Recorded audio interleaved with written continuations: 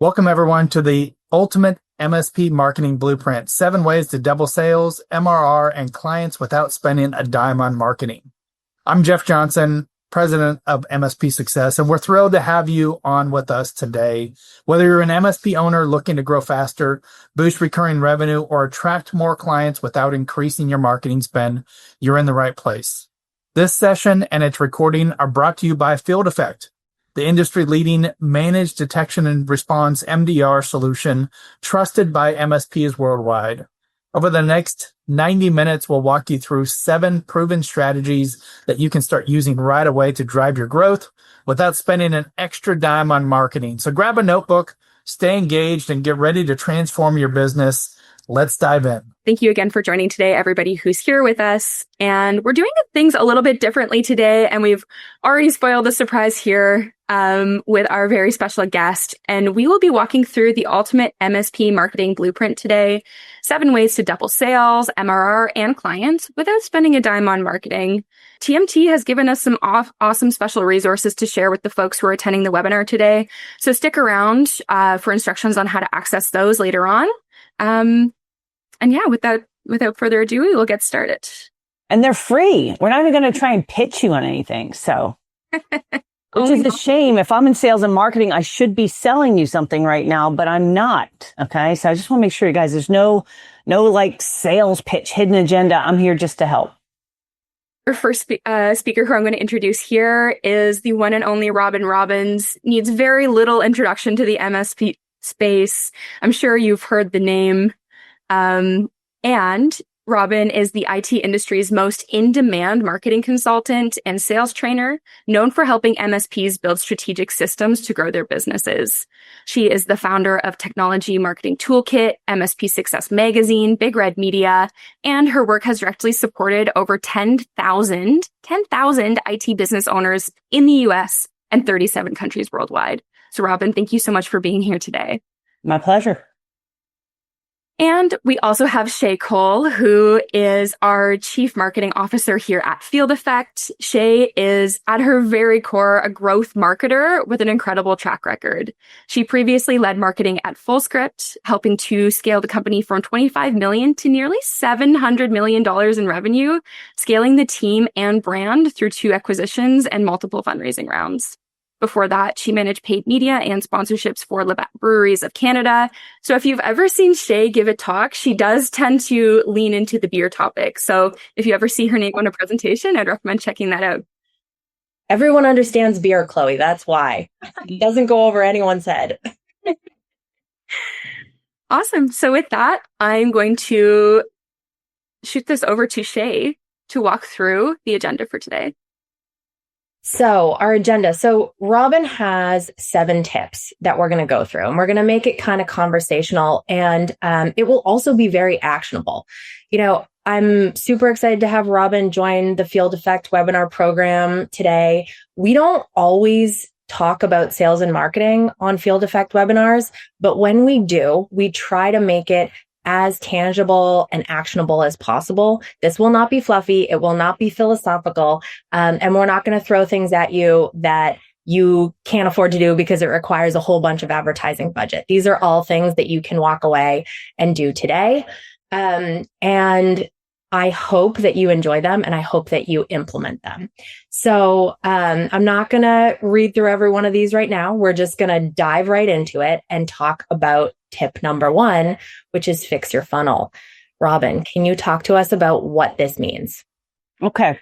Well, first of all, let me start out by saying that back 23 years ago when I entered into this industry, it was just me. So I've built my business from the ground up. So like many of you that are on the webinar today, probably had an idea, you were great at technology and that hobby or that superpower turned into a business. I don't know how you got in the business, but probably most of you got in like I did, where you just started helping clients solve a problem. And the problem that I started solving for a lot of my clients early on was, how do I get more sales in the door? But I don't have a big budget. I don't have a big marketing team.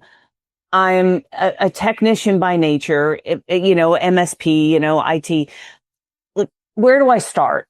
And the questions were always like, well, where should I spend money? Should I hire an SEO company? Should I start doing pay-per-click? Should I buy ads in trade journals? And should I pay for, trade shows and stuff like that? So, when I first started, and I come from an advertising background. So I came from working to marketing agencies, and I could tell you stories over and over again where the agency would get a customer.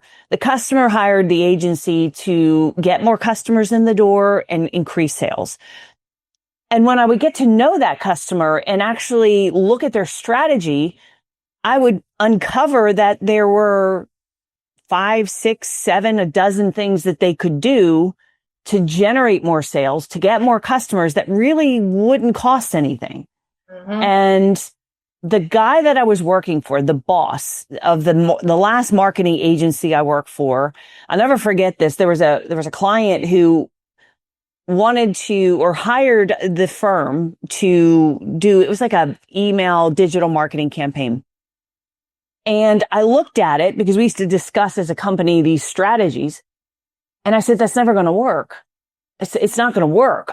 Just the demographic of who their customer is and the offer they were making. And I said, are they doing this? Are they doing that? I started asking questions. And at the end of the meeting, this wasn't in front of the customer. This was to the internal team. I came to the conclusion that we should not have sold that customer that particular service. And we should instead be helping them in these ways. And I remember the boss coming to me later, and he was pretty pissed off.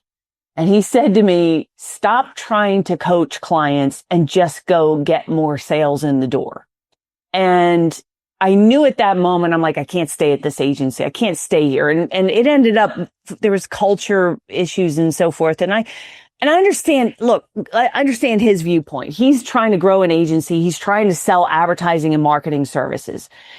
At the time, there was no SKU or contract for consulting. So from his perspective, if we didn't sell you pay-per-click or an email list or a brochure, they didn't make money.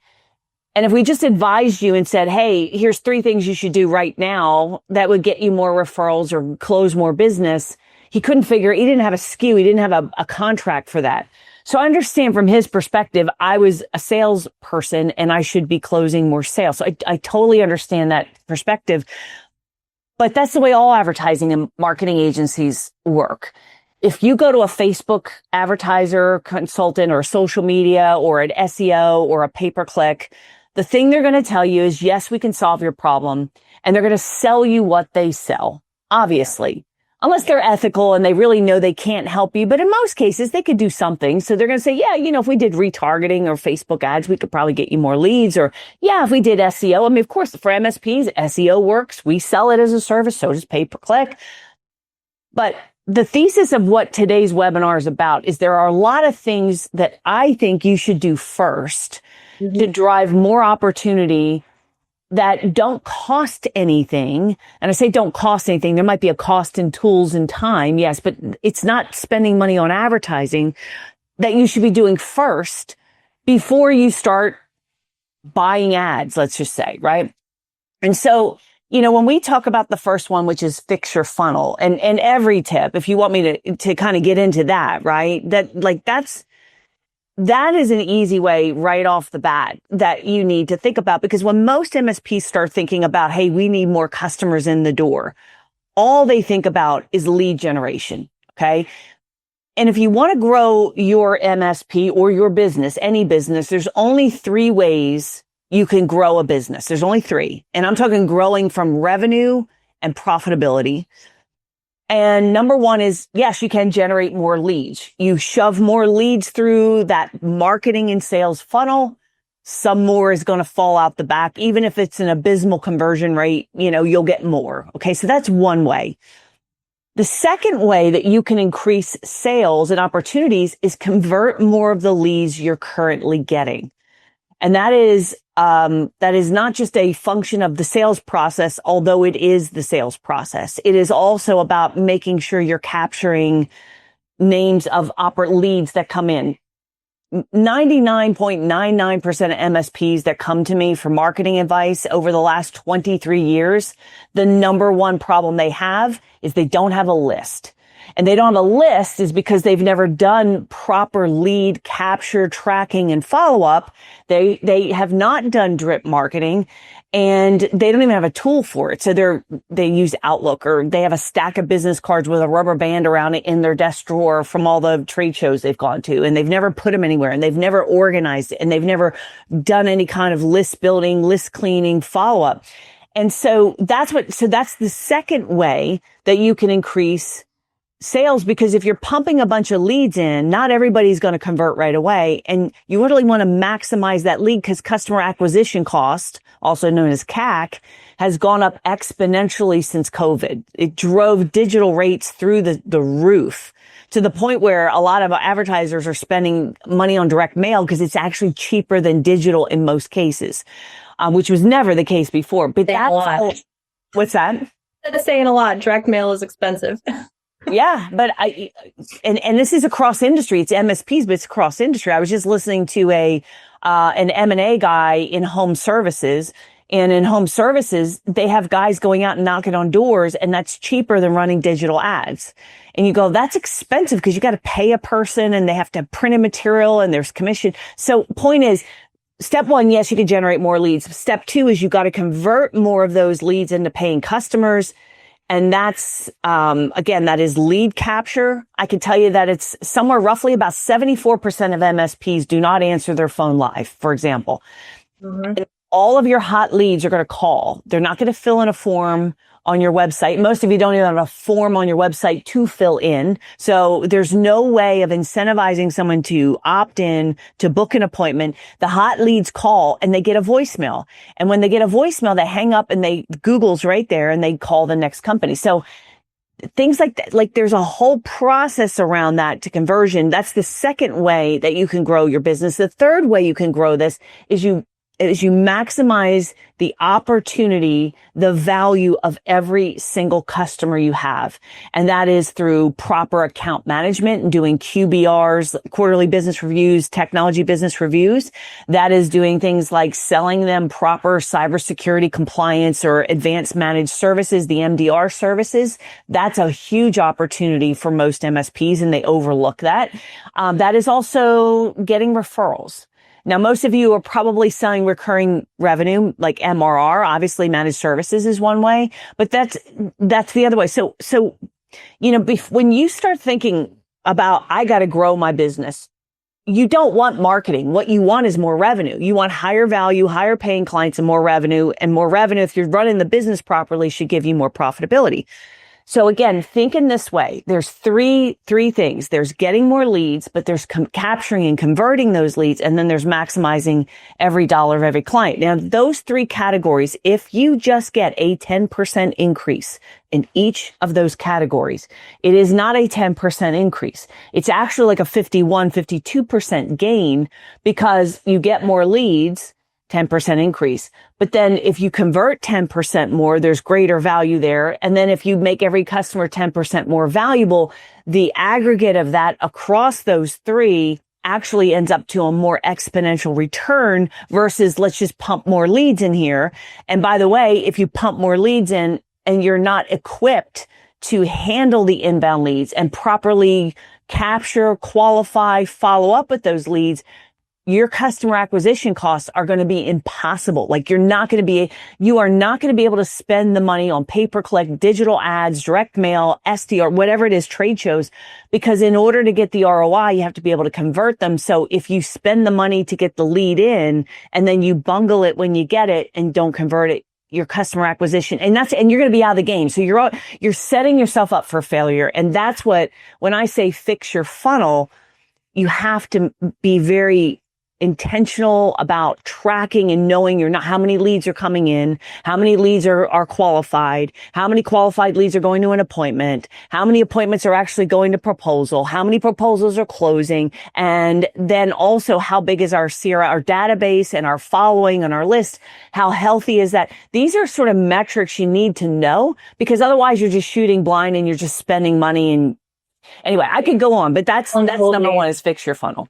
Yeah. And, not all leads are created equal, right? Like you're going to have the hot leads that convert right away. Those are the hand raisers that called you and said, I want to buy this type of service today. And then you're going to have other leads that's like, oh, I went to, a dinner at, some local business group and I met some people and I took their business cards and they're leads, maybe they're just contacts, right? They seem kind of interested, but are they looking for your solution today? Well, maybe not. And so, that's something that we think about at Field Effect all the time on our marketing team and with our sales team is how do we make sure that we are spending time on the leads that have intent, we call it, right? The ones that are in the buying cycle. There's that old adage, like, if you look at B2B buying, 95% of your total addressable market is actually not shopping for your solution right now. Only 5% is. So how do you find that 5%? Well, you're going to have the people who raise their hand, obviously, but then you're also going to have people who don't raise their hand. And we use ABM software to be able to track intent data that is going to identify a business who's shopping. And so we can see, okay, Joe's Bagels maybe they've been on fieldeffect.com and they've been on our packages page and they've been on our MDR page. And maybe we also know they've been on G2 and they've been looking at the MDR category. And so we know they're looking for a solution. And so what we've started doing now, because we don't really focus on small businesses like that. We focus on MSPs. But when an MSP gets a new client, then that's great for us. Right? It's a win-win. So what we've been doing is, we've taken our traditional approach, which is if we have a small business that fills out a form or calls us, we pass it to one of our MSP partners. But now what we're doing is even for the businesses who haven't actually raised their hand, we're saying, hey, MSPs, here's a bunch of accounts that are in your territory, in your specialty vertical that are clearly shopping for MDR, even though they haven't filled out a form or called. Why don't you go on LinkedIn because it's a small business. So finding the decision maker is pretty easy. Go on Zoom Info or use our Zoom Info. We'll find out who the decision maker is. You'll call them. We'll win the business together.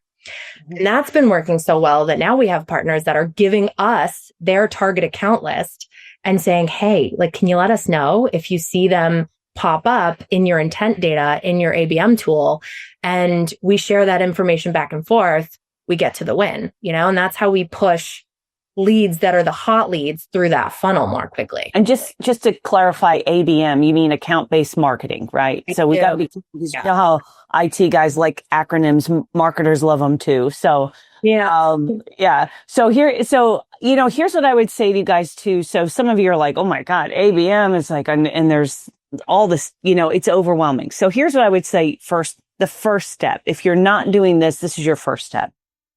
Start tracking inbound calls, answer your phone live. Start tracking how many leads you're actually getting. They should be going into a CRM marketing automation platform, like account-based, like you're using what, HubSpot? We use HubSpot and we use 6 Sense. Okay. So, right. So for most of you guys, again, most MSPs, if you are under 5 million in revenue, HubSpot's probably too big of a tool for you guys to use, as is 6 Sense. I'm just, base, but using Outlook and your RMM tool or something like that is not appropriate either, right? Your PSA tool is. So, we resell Keep. That's a good software, for small MSPs. There are others. I do love HubSpot, by the way, but it's just, if you're not even doing basic email marketing, going to HubSpot, the cost of setting it up implementation is going to be a little bit rich for most MSPs. So I would recommend, there's also Go High Level, but the problem with Go High Level, is that they'll fix this, but right now there's some compliance, regulations around data privacy they don't meet just yet. So Keep does. But step one, guys, would be you've got to get at least a CRM marketing automation platform in place. Where you are routinely putting your leads in so you can track them. Where did they come from? List building, whether they're referrals or from a trade show or a networking event or a digital ad or whatever you're doing, and make sure you're answering your phones live. And it's not an engineer picking up that phone. It is a scripted salesperson who knows how to handle that lead. Because if I'm Joe's Bagels and I finally get to a point where I'm going to call you, the number one thing, we just did a national IT provider survey, the number of people who buy managed services.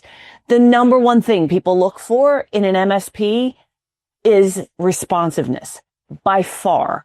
Number one, more so than cybersecurity credentials. And I know that's hurtful to you. And I would agree that if I'm looking for an MSP, I would be far more like paying attention if they actually know cybersecurity, recommend it, and can put those things far more important. But when they're actually trying to find someone, the way they're evaluating you is how do you handle that call when I call your office? And if I get voicemail and nobody calls me back for 48 hours and my number one pain point is my current MSP is not responsive, and you don't call, like, that's my experience, you just lost that opportunity. So again, I want to just be very clear. Where did these guys start? Some of you might be more advanced. And if so, look at those funnel metrics. I can give you percentages if you want based on MSPs. But if you don't have any of this in place, step one is getting that CRM in place and start tracking inbound leads, how many are qualified, how many go to an appointment, how many close, and what's your average sale. Because you got to get a baseline for those things. That's like at a minimum. And then the CRM is to build that list so that you can do drip marketing to it. Yeah. Yeah. Great advice. Okay. So after you get the contract signed, then comes introduce tip number 2 here. We want to get the most value out of our existing customers, right? Right. Yeah. What's this one all about? Well, again, I see from most MSPs, if I look at the majority, and I'm not saying this is everybody here, I obviously don't know everybody on this call, but it's based on my experience, less than 10% of MSPs are doing quarterly business review or TBR, technology business review, whatever you'd like to call it, are doing regular TBR, QBRs with their clients. Less than 20, it's like less than 10% are doing 100% of their customers. Right. So in other words, what most MSPs do is they sort of kind of do some QBRs haphazardly with their top customers and ignore everybody else. And because they do that, they miss opportunities because those customers, they rely on those customers then to call them when they need something. So it's reactive account management instead of proactive account management. And even though managed service providers for years have said, we're proactive, that's part of the reason you want us. You don't want break fix, but they're not proactive when it comes to account management, meaning they're sitting down with the customer and saying, okay, let's look at your environment. Let's look at your risk tolerance. Let's look at the data. Let's look at compliance. Let's look at growth. Are you opening new locations? Are you adding employees? What's going on here? And being a true fractional CIO or chief technology officer, which is what you should be doing. And once a quarter sitting down and assessing things and coming up with a plan and a budget for the upcoming quarters.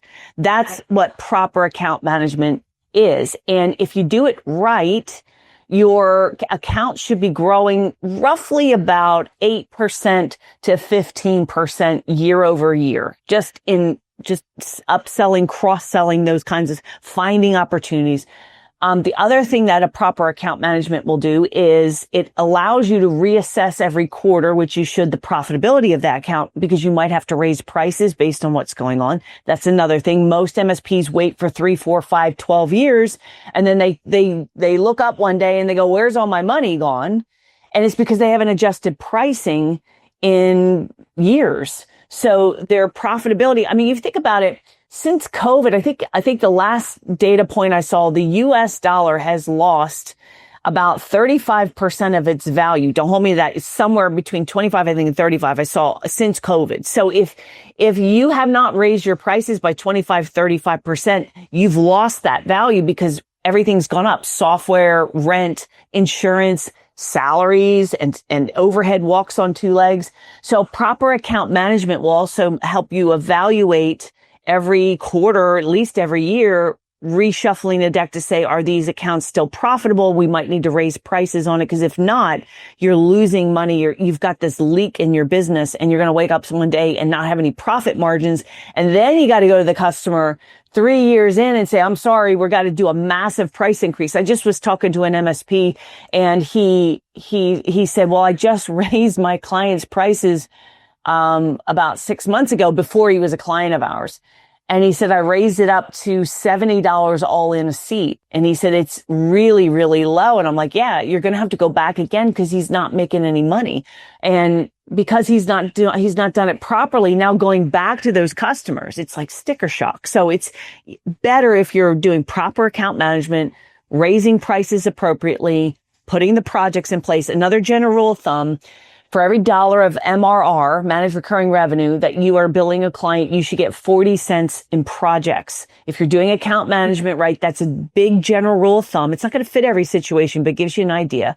And you should be growing that account by 10%.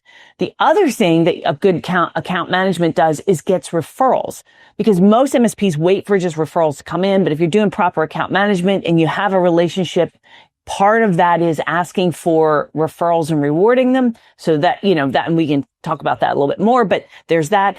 Because again, when you think about it, every client being more valuable, the best in class MSP averages, this is from Service Leadership, which has the best financial data on MSPs in our industry. I'm very jealous of that fact, but so I rent them.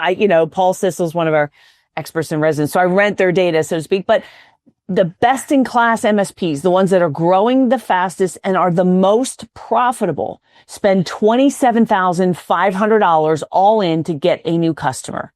That's what they're spending now. And that's best in class. So they're profitable at that. So think about that. If you're going to spend $27,500, and that's all in, like sales and marketing, salary, software, everything, right? Fully burdened, fully loaded cost. You've got to monetize that asset, because if you spend $27,000, well, first of all, if you're going to compete with people who are willing to spend $27,500 to get a customer, they're going to kick your rump in the marketplace, because they're going to be able to spend more money than you to get to that customer, and they're going to win those logos, number one. So you've got to be able to spend that in to get these logos. But once you make that investment, if you can't get the return through proper account management, referral, raising your prices, all those things that we just talked about, then you're going to go negative, because you spent 27.5 and the customer's only worth 12, right? So these, you've got to have a strategy for customer acquisition to get the right customers. And then you want to not have it end there. You actually want to have positive net revenue retention. You actually want to make sure your recurring revenue, the money you're making, is like probably going to be mostly in year 2 and 3, right? Because, onboarding that, you're going to operate at a loss to get those customers. So just something to think about. You've got to measure and track. What is our lifetime value average of a customer? Lifetime value meaning, what is a customer worth to you over the lifetime they're a customer? That's the total spend divided by a year, every, however many years. That should be continually going up. You got to look at lifetime value of a customer, and you've got to look at the return. At what point does the recurring gross margin pay for that customer? Is that 6 months in? Is that 8 months? Yeah. And, so many MSPs have that dream of having their big exit someday, right? And these are metrics that the company that's going to acquire you is looking at these metrics. And, I've been in tech startups for the past 8 years, and I've heard this from PE firms and venture capitalists and investment bankers so many times. They see a strong upsell motion as a leading indicator of long-term success for startups. So, it really is important. Robin, we have a question that pertains to this tip specifically. So I wonder if maybe we just want to take it now. How often should you raise your prices? Should that be yearly? Well, I think what we recommend for our MSPs is there's a couple factors, right? If you are putting clients on 1, 2, or 3 year agreements, you want to make sure in those agreements that there is an ability to raise prices, but it's throttled a little bit. So what they will do is they'll say, okay, based on consumer price index, meaning the increase of inflation. So let's say the consumer price increase last year was 3%, right? So you have in the contract, you guarantee you will not raise your prices beyond like 3% or 4% or whatever that adjustment is. So that way the customer's protected. So they sign this 12-month agreement. So you can't just arbitrarily go in there and say, well, guess what? We're going to raise it 20% and you got 1 month and then that's what you got to pay us. And then that customer's scrambling because they either have to pay you your bill or they got to find another MSP, which is very disruptive to their business. So, I think one, you got to know that you got to first of all know profitability by client. So all the PSA, I shouldn't say all because I haven't used all of them, but I do know the big PSA tools out there. They have ways where you can measure profitability by client. Now you have to put tickets in and you have to put engineer time because most of your cost, your COGS are going to be the engineer's time and your tools and so forth. So first and foremost, you got to really understand profitability by client. Okay. That would be number one. You got to start logging tickets because you got to look at ticket count and how noisy is this account because somebody might be priced appropriately, but their environment is noisy and you got to get in there and figure out a strategy for that. Might require a project to upgrade so you don't have all these, tickets. So I think the answer is yes. But you want to do it surgically and intentionally, not just, okay, we're going to raise our prices 3% across the board, right? I think it's looking at each account. Again, if you're doing proper account management, these TBRs, and you're reviewing pricing and profitability, and you're coming up with a plan, I don't like raising prices just to raise prices because it does trigger churn, in most cases, right? And so you've got to be, and you don't want to price yourself out of the market. Right now, this year, the last, say, 6 to 8 months, I've had a number of MSPs coming to me saying they're losing customers, not because of service issues, but simply because those customers have had a really rough time of it and they have to lower costs across the board. So I believe the news isn't talking about it, but I believe in the last 18 months, we have been in a mild recession. I think we're coming out of it, but that's been the case. So again, pricing is one of those things where you don't want to price yourself out of the market and abuse your customer because they will go find someone who's cheaper because there is only so much money to go around and they need money for marketing and hiring people and rent and stuff like that. So you want to make sure you're appropriately priced, but make sure you're also not raising your rates beyond the market, what the market will bear. Be strategic. Yeah. So I'm going to move us to our next tip, which actually is a good build because this one, again, has to do with upsell, but it's very specific to advanced cybersecurity solutions. So would love to hear you talk a little bit about that, Robin. Yeah. So, now it still surprises me. And again, I just did a class we run these rapid implementation workshops and we have anywhere from 60 on the low end. The bigger ones are like 90, 90 is the max. And we have these MSPs in there and I am shocked at how many are not selling and delivering. I don't even know if I want to call them advanced cybersecurity solutions because it seems like today it's almost like becoming like maybe 5 years ago, like what you guys are selling was advanced, but like today, it's almost like necessary, right? Yeah. It's like, I don't know, maybe 100 years ago, air conditioning, I don't even know if air conditioning was invented, but it was like, that wasn't a necessity. Today, it's a necessity, right? Like everybody's got to have air conditioning. But the point is, it amazes me how many are not offering this to their customers. And they should, because insurance companies are not going to insure a business against theft and loss.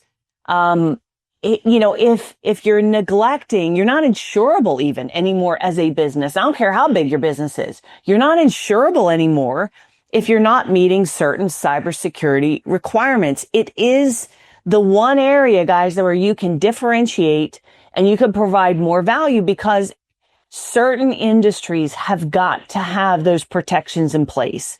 They have a gun to their head. And years ago, a mentor, a marketing mentor said it's always easier to sell with a gun than it is with a smile. Right. And what he was talking about is it's easier. Like if you are under regulatory compliance, like a couple years ago with the car dealerships, because they were loan originators, they drove this massive buying frenzy of auto dealerships to meet the requirements for, what was it? It was the FINRA, I think it was, right? Right. Drove because top of my head. Yeah, because otherwise they weren't going to be able to sell cars. And it's not even that because they don't make money selling cars. They make money on the loans for the car, right? The lease. And they were not going to be able to do that. So it was going to mess with their money. That drove auto dealerships screaming into MSPs. And so there's this huge opportunity out there. And I still don't see a lot of MSPs selling it appropriately. They're still allowing clients to have basically Band-Aids in place to protect them. And I think it's a gross disservice. One of the things I always say is never sell a client more than they need, because that's, I think, unethical. But I think it's just as unethical to sell a client less than they need and have the client think it's sufficient. Yeah. You know, there's a line you got to draw in the sand, folks, where you got to go to a client and say, I cannot take you on as a client unless I have these minimums in place. Because if you went to a doctor, wouldn't you want the doctor to prescribe what is necessary for you? Or God forbid, your children needed medical care. Do you want a doctor selling you less than you need because they assess that you don't have the budget for it? Or they're afraid to have that money talk? You'd say, no, hell no. Let me make that decision. I want you to tell me what the best care is, what the right solution is. And you let me kind of decide if I do or don't want to spend the money. But a lot of MSPs, that's what they do. They kind of go, well, I don't know, this guy's going to pay for it. Well, not a lot of people want to buy this. Well, I'm going to price myself out of the market. And they talk themselves out of selling solutions like Field Effect, what you guys are doing. And I think it's actually a gross disservice. I think that's one big area everybody on this call should be looking into. Yeah. And, we always say there's no such thing as too small for cybersecurity. There's a range of risk tolerance. Mm-hmm. And so, at one end of the range, you have basically just AV and firewall, but there's a lot of steps that you can take on that journey of, okay, we're getting bigger, we're more complex as a business, and now we have compliance requirements, now we have insurance requirements. And so you as an MSP can take them along that journey, because it's really hard to figure out where are we on that spectrum and what is the next step for us. So, again, I go back to if you are working with the right cybersecurity vendor, then they look at it as your win as an MSP is their win. And so the way that we approach this with the Field Effect Partner Program is, we really want you to be successful with upsells. And so we give you access to our marketing team and our resources and, full-blown campaigns that you can white label to show someone, hey, we're using our basic cybersecurity package on you, but it's really time to kind of upgrade a little bit, right? You have a compliance needs, and so you need to get extended log retention, or, there is definitely an argument for you to be getting a dark web scrape every single day, not just monthly. These are all upsells that we offer and that we help our MSPs sell in. One tip, if I have existing partners on the call who aren't aware of this yet, we also make our very impressive technical folks available for these conversations to help you upsell. We have some real geniuses on our team who are ex-government cyber spies, and they're impressive. So they'll join a call, they'll do a casual one-on-one, or they'll do a formal presentation, or they'll come live to the steak dinner that you're hosting for your clients, where you're trying to upsell them on a more premium cybersecurity package. So that's a hot tip. If you're not utilizing our people to impress your clients and help you with those upsells, you should be doing that. Yeah. Let me give you a campaign like that we taught our clients. There's a couple steps to it, but it has been extremely effective. Okay. And we call it just the cyber insurance campaign. And so try this. Send a very simple email to your customers and say, do you have cyber liability insurance? That's all I want the email to say. Some people come back and say no. Some people come back and say, no, should I? Right? You got to have an answer for that. And some of them will say yes. And a lot of you have never seen that insurance policy. Now, maybe the client came to you and helped you fill it in when they were applying, right?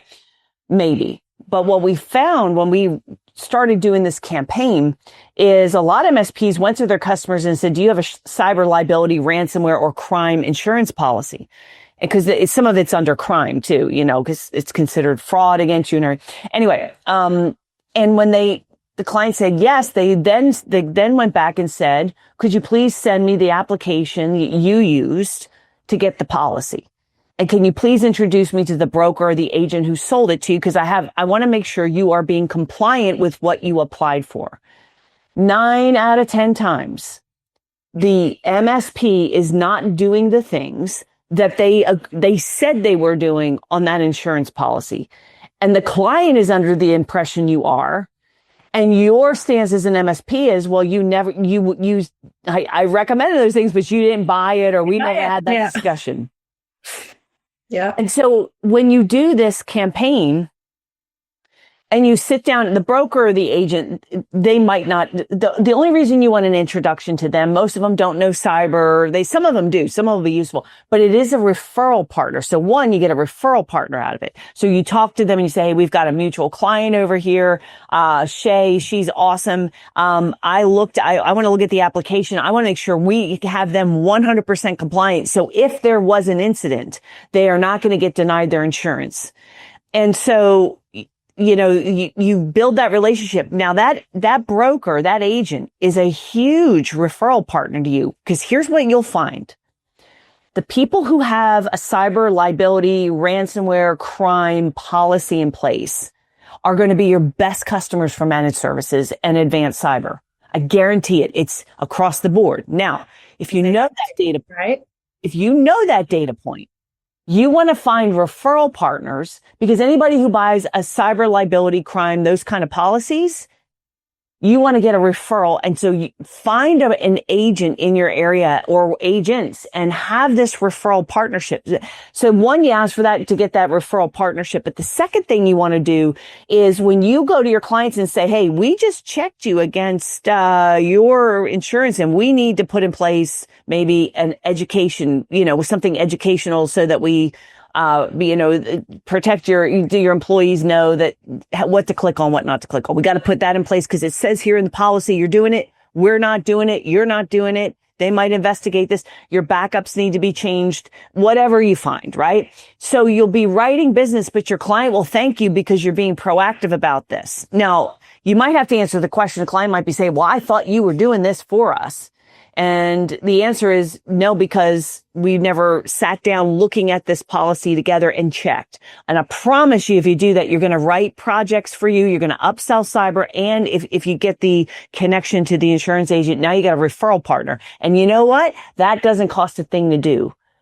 I just gave you guys a genius campaign that has worked brilliantly for so many of my clients. Now, the other thing is you have a referral partner in that insurance agent. The people who say, no, should I give those leads to your insurance referral partner? Because when you give them leads, they're going to be more likely to give you leads, right? So you want to find that partnership, because that's what we call JV or strategic partnership or whatever. And those are very powerful in getting new customers. So I hope I didn't digress too much, but you mentioned we're talking about advanced cyber. So that was great. So, and this session has been so good so far. We have skipped ahead a little bit because we've already talked about, raising these prices. We're going to talk a little bit more about referrals, and then we're going to move quickly because I think we have 2 more tips after that and not too much time. But on the referral front, what other things that we haven't already talked about should MSPs be doing to put in place a referral program that's going to drive free leads in? Well, again, I think most people, when they think about referrals, they just, whatever comes in, they're great. And that's it, the end, right? They'll say referrals are our best source. But then my next question would be, well, what are you doing to intentionally fuel them and reward them? Okay. So the first thing you got to understand is referrals are basically, they're not your client's responsibility to refer you. They're busy doing their own thing. Now, if somebody asks them, hey, who do you know? And they'll refer you, great, no problem. So you've got to find ways where your clients can refer people to you easily. All right.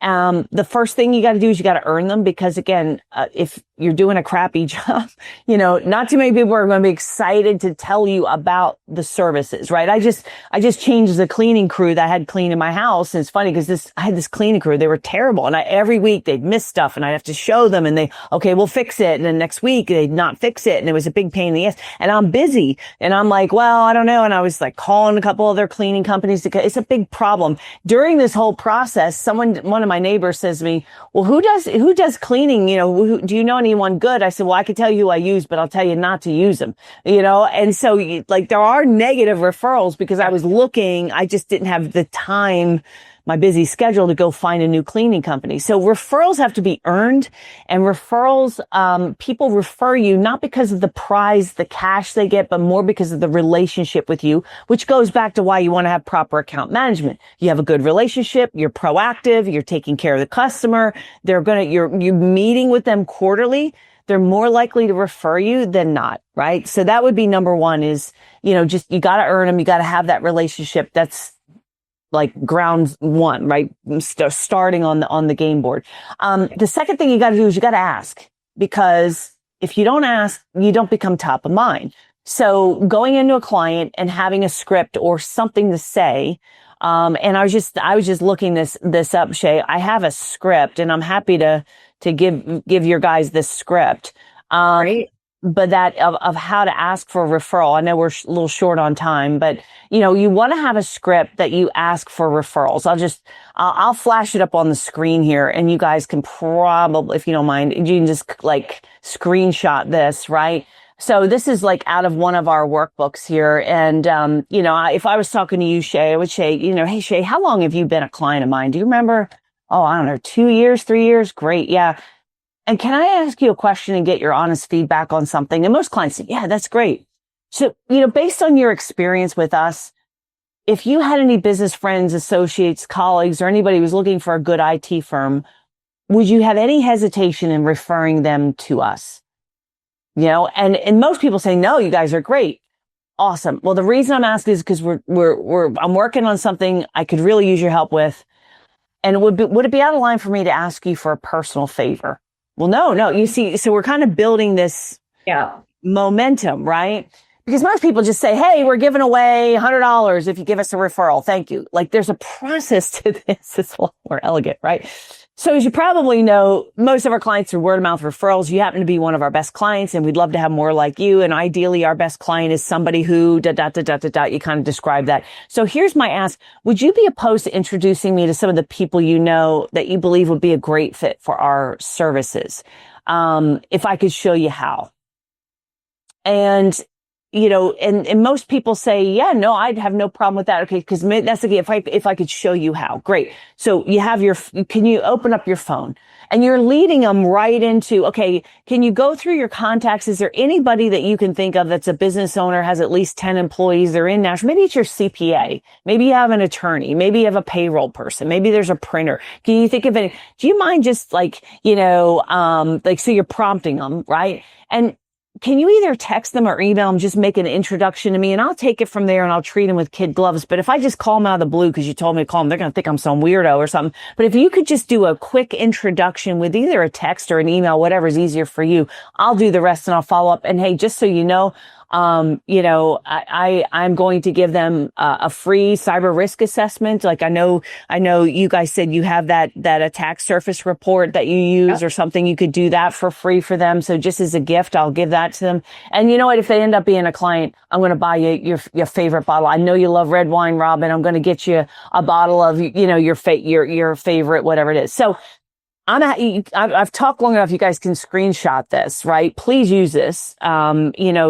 So I think there's a way you ask for it, because a lot of people, what they think is just, hey, what's the incentive? Do I give $100? Do I give $1,000? Do I give a gift or not a gift? And are gifts better than cash? And what if it's not the owner? Can I give it? Like, they have all these, they think that like there's going to be some kind of gift that they give that's going to incentivize people. And, you know, in our program, we have a lot of ways you can do that. But at the end of the day, the most simple thing you guys can start with is the ask. And I just gave you the words for that and the process for that. Try that first.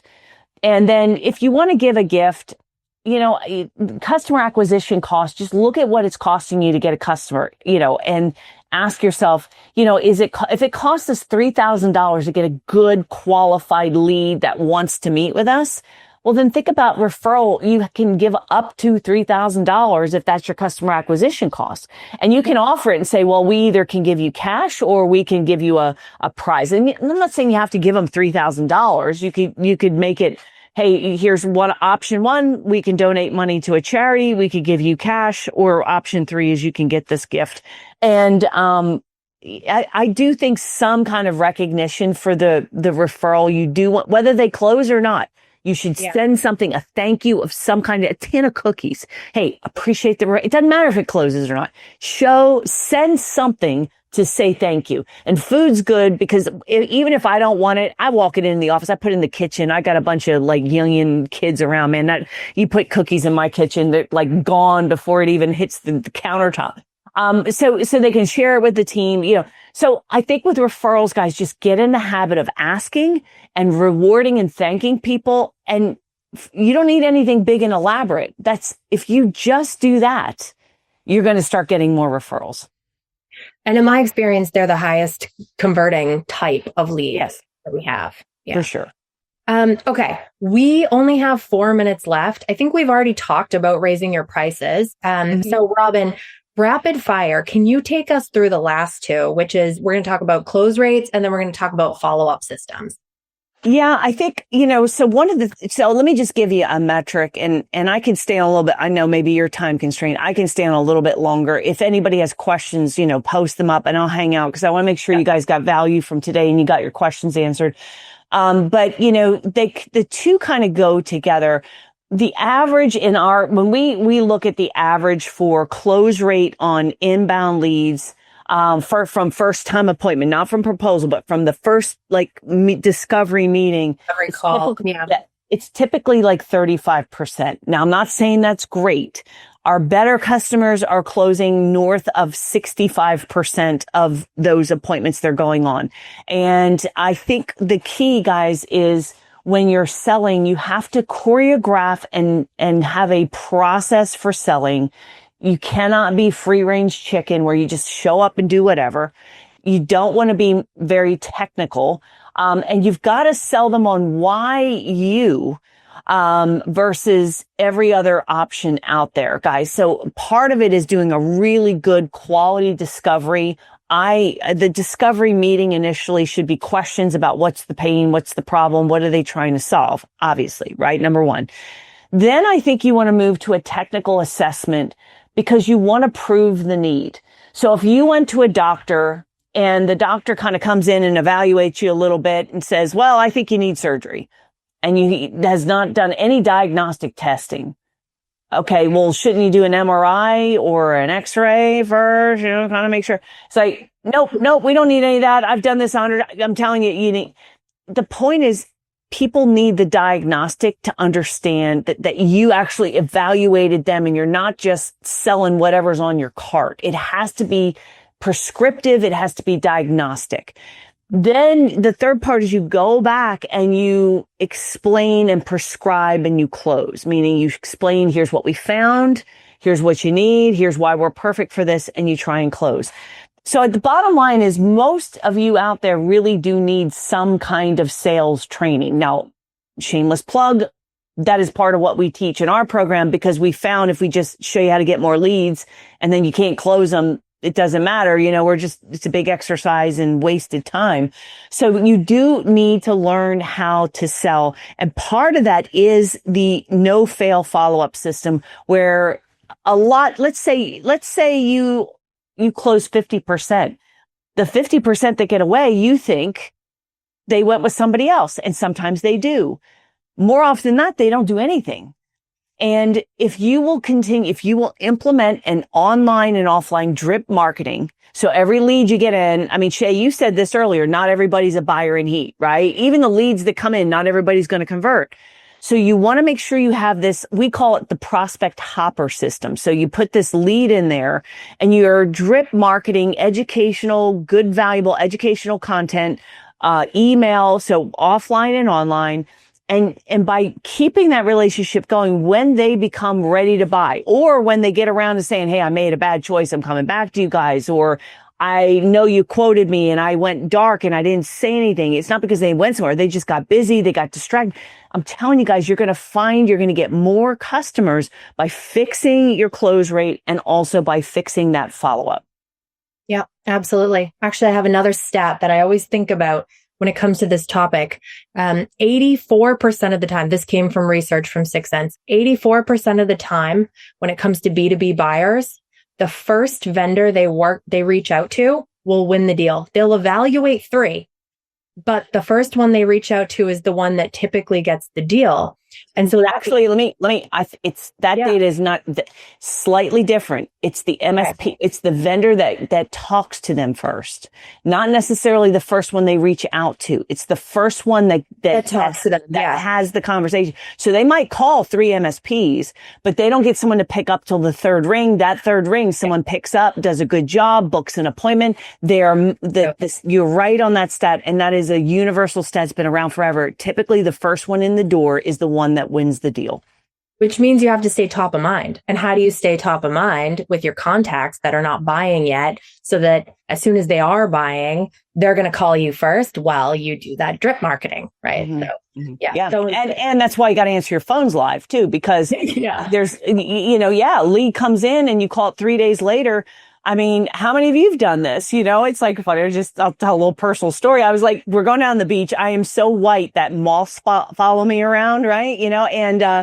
I've had skin cancers. I got to be careful, and I got to get a spray tan. So I'm like reaching out to all these places to kind of find out who's available when I'm on this vacation, because I have this one day.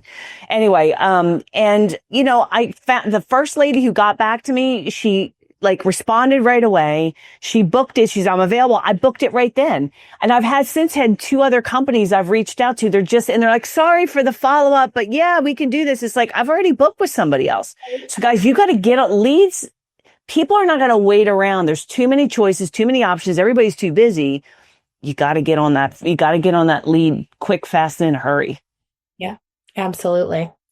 Okay, we're going to kick it back over to Chloe. That was so great. We're going to wrap it up. Chloe, how are we going to wrap this thing up? Okay, I am going to bring up on screen here at the beginning of this presentation, we had mentioned these free resources provided by TMT. So you folks can either punch in that URL, take a screenshot of this slide, save it for later is what I'd recommend, but also go ahead and scan the QR code. That's going to bring you to the page of the resources. Definitely worth checking out. This is a new, it was end of January, February this year, we did a virtual training that we would charge for this, and provided MSPs a fill in the blank MSP marketing plan template, and then walk them through, here's how you fill in the sections to come up with a marketing plan that is going to work for your MSP to grow. And so that's what this is. So it's a workbook. It is a video. We typically charge not a lot. I think we're charged like $50 or $100 for it, but still. So we're giving this for free. You got to go to that URL specifically, to get it for free. But, this has been hugely popular. People are loving this because it's just so like fill in the blank. It makes it really easy for you to create a marketing plan. Thank you so much for that offer for our audience. That's great. You're welcome. All right. One of the questions is, can we get that referral script? Yeah. You know what I'll have to do? I'll have to figure out, maybe I could get it to you guys and you can distribute it. Or if you go, if you're going to that mspfaststart.com, that /field effect, I'll just make sure that anybody that has that URL who comes in through there, I'll just make sure we email it to you. Keep in mind that template that I shared with you. I'm going to look at it again. There's a whole section in here. about how to talk to the person referred, how to email that person once you get the referral, how to follow up with it. So there's a lot in here. So just don't be surprised by that and say, well, wait a minute, where's the script? The script is in there. I'd have to look, but this is like an 18-page document that gives you emails and follow-up scripts, and here's another way to ask and so forth. So just don't be surprised by that and think that it's the wrong thing. The referral ask is like the first piece of content. It's on page 3 of that. So just keep that in mind. Use that URL, and I'll just make sure my team knows to email this to you. Okay, this is funny. In your experience, is the best way to move clients toward enhanced security, the carrot or the stick? Probably a little bit of both, right? A lot of it depends on the relationship. You want to hope. Now, this isn't entirely your fault because there are some people who are just difficult no matter what. But the ideal situation is you have a good relationship with your client to the point where when you recommend something, they say, if you say we need it, then let's do it. That's what you want, a compliant client, someone that complies with your recommendation. And so again, that goes back to what I was talking about, good account management, good relationship building over time. If you have that in place, when it comes to advanced cybersecurity, it's going to be easier versus, hey, we never do TBRs. We don't meet with them. We don't do anything. And then all of a sudden you show up one day out of the blue and say, hey, I need some money. Get your checkbook out because we're about to sell you advanced cyber, right? So I think, number one, be doing the right things from the beginning, and it makes this easier. So that's step one. But even if you do that, sometimes people are difficult. So I think people aren't going to buy unless, and let me put it a different way, an undisturbed prospect never buys.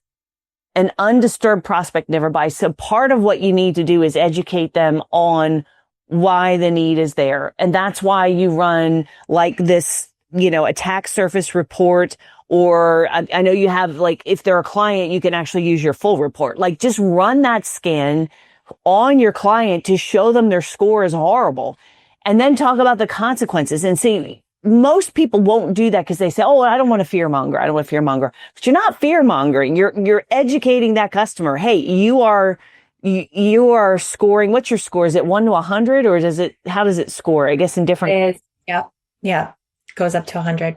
Yeah. So like you're a 3. Okay. And you're going to get hacked. And if we don't fix this, you're going to get hacked. But then you have to tell them about the consequences because they think, well, I'll just buy a new computer or some. I've heard all kinds of dumb things. I'm sure you guys have heard way more dumb than I've heard, but I've heard some really dumb things like, oh yeah, we'll just buy a new computer.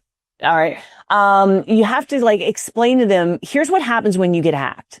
It's not just a minor inconvenience, and you got to walk them through that they have access to your data. So now, you might be by law have to notify your customers and notify your employees, and that's going to create reputational damage. You might not be able to deliver on your services because they have your data and they're asking for a ransom. And if you don't have the proper backup, if you don't have the proper protection, even if you have the proper backup, and let's say you can restore, someone still has your data.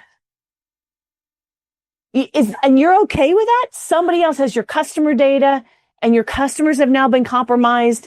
So even if you could back up and keep operating and you don't have to pay the ransom, you don't want that to happen, right? So you have to, and there's different scenarios. Obviously, if you're a healthcare organization versus like you're a real estate guy or whatever, there's going to be different, but you got to walk them through. Here is what's going to happen. It is not going to be just a minor inconvenience. It is going to be a massively disruptive, emotional experience, a tsunami of problems. And that the epicenter of that storm is going to land on your desk as the CEO. And you can point fingers here, there, and everywhere else. What are you going to say to people?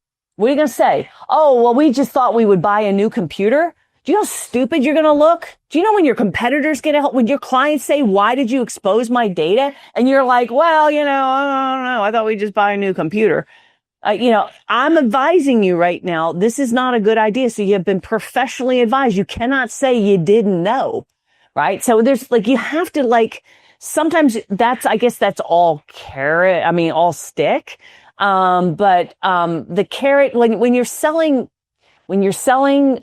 prevention, prevention very much is a stick kind of sale, because if there is no threat or danger, they're not going to buy it. People aren't going to buy cybersecurity so they can feel more secure. I mean, they are, but that's really, they're buying because of the threat of the danger that's going to happen. And it's up to you to educate people on the real danger and the real threat and what is going to happen and how to protect themselves. I think anything short of that is irresponsible. I really do. I think you really need to press this hard with people around you, with your customers. Yeah. So for anyone on the call who is not yet a Field Effect partner, ask the rep that you are working with, or if you're not working with a rep yet, for sure, reach out and we'll get you set up. Ask to see the vulnerability report and the risk score. That's what you use with existing clients that have the Field Effect agent installed. And ask to see an attack surface report, which is a report we can run, like Robin said, without installing anything. So you can use that on prospects who you're not servicing yet. Or, if you're not a partner, just use that maybe on a client. I mean, you should be able to scan their environment, but you can say, here's what I found just without even doing a proper scan. This is just high level, right? And show them there's issues here. We gotta address this. So the report, someone asked me to clarify, attack surface report. That's the one where we are not installed. There's the vulnerability report. That's when we are installed. And then there's the risk score. That's that number that you can track over time to say, see, when we started this journey, we were here. And now over the course of 6 months, we've closed out a lot of vulnerabilities. We've improved, and now you're here. And that gives your client ROI. See, the other problem with a lot of cybersecurity is there's no ROI. And people say, yes, there is an ROI if you don't get hacked. But the client doesn't experience ROI. Like, I've been paying for, knock on wood, insurance on my car. I have not had an accident. So in my mind, there's no ROI. And I hope to God and pray to God there's never ROI on that. So, by showing them that score, what I like about what you're doing is that by showing them that improvement, it shows that you're actually there's value that's being created, and it's not just left up to them to wonder what the heck you're doing behind the scenes because they don't see it. Yeah, it's measurable. Yeah, I love it. I think that's it. Other than just reiterating, this has been recorded. You will be receiving a link out to this recording after the fact. I know that there was so much great information shared today that it's definitely worth a second look. And if you haven't already, go ahead and scan this QR code to access those wonderful resources that were mentioned beforehand. And other than that, thank you everybody for joining us live today, and especially to Robin and Shay for bringing us through all of that content today. Thanks, Chloe. And thank you, Robin. This was great. And thank you for everyone. My pleasure. Thank you, guys. All right. That was fantastic. Thank you for joining us for the Ultimate MSP Marketing Blueprint. We hope these 7 strategies give you practical ways to double your sales, grow your MRR, and increase your client base without extra marketing cost. Today's webinar and recording were brought to you by Field Effect, the industry-leading MDR solution that helps MSPs deliver world-class cybersecurity protection to their clients. If you'd like to learn more or take the next step, visit Field Effect's website at www.fieldeffect.com or reach out to us directly to see how we can support your growth. Thanks again for spending your time with us. Keep innovating, keep growing, and we'll see you next time with MSP Success.